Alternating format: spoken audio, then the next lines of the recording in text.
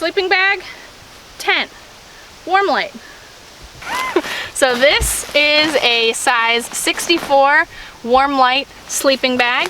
It's the one and only that we have, the triple down, so triple layer. So here's your top layer, your thin top right here. And here's your second layer, the thick top, which all of these layers are removable.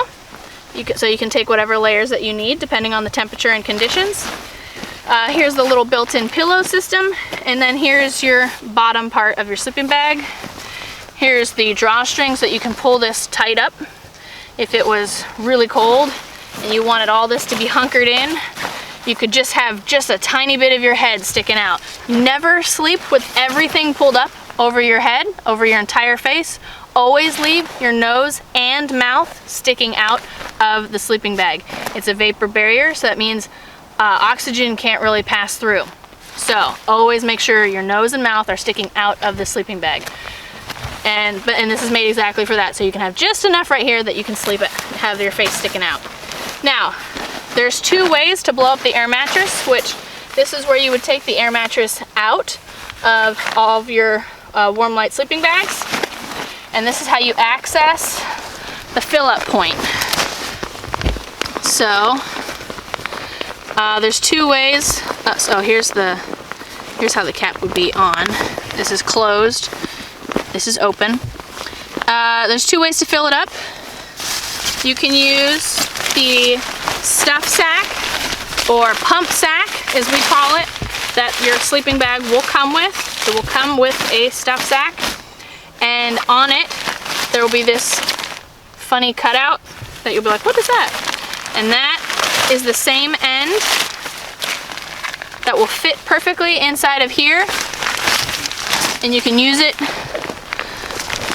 Let me undo this for you. You just put it in, and you'll see it snapped in there real nice. Just scoop up a little bit of air if you can. Squeeze it. And then squeeze that air into the sleeping bag, or into the air mattress. Again, scoop again. Roll it kind of this way.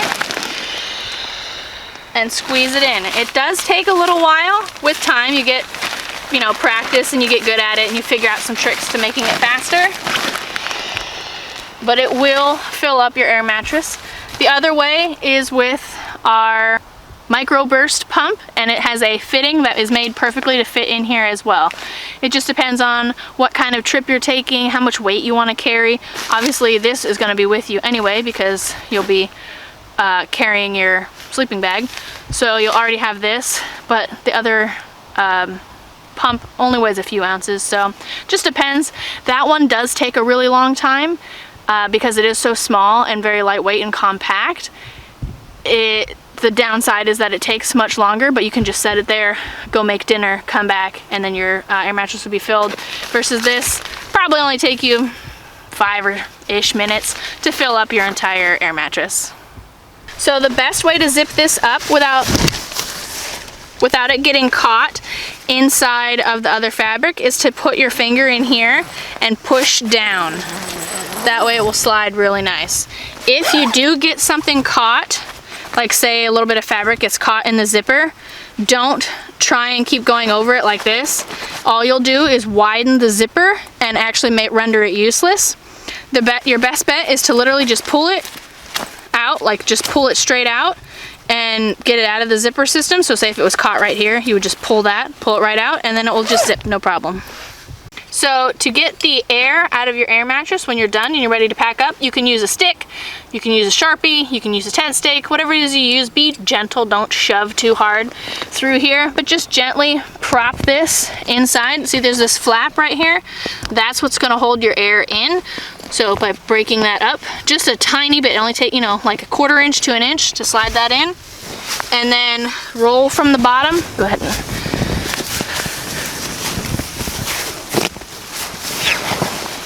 and then you'll roll everything up from the bottom to get that air out. So now on the back side of your sleeping bag, there's this zipper, and that is where your air mattress will be. In order to pack it up and fit it inside of this pump sack, stuff sack, you have to take the air mattress out. And now you can work on rolling this up to fit it inside of here. This will have to be stored somewhere else in your pack. It can be right next to it, it just won't fit in this bag. All right, so to get your sleeping bag back into the stuff sack, you literally stuff. Don't worry about rolling it up and squeezing it in there. It really doesn't work. You just shove it in. Just keep shoving until you get it in there. All right, so this is your sleeping bag all stuffed in the stuff sack. Yes, it's pretty big, but considering how light and warm it is, because this bag can go down to -60 degrees. And some people have even said they've made it to -80 degrees. So that's a lot for this sleeping bag.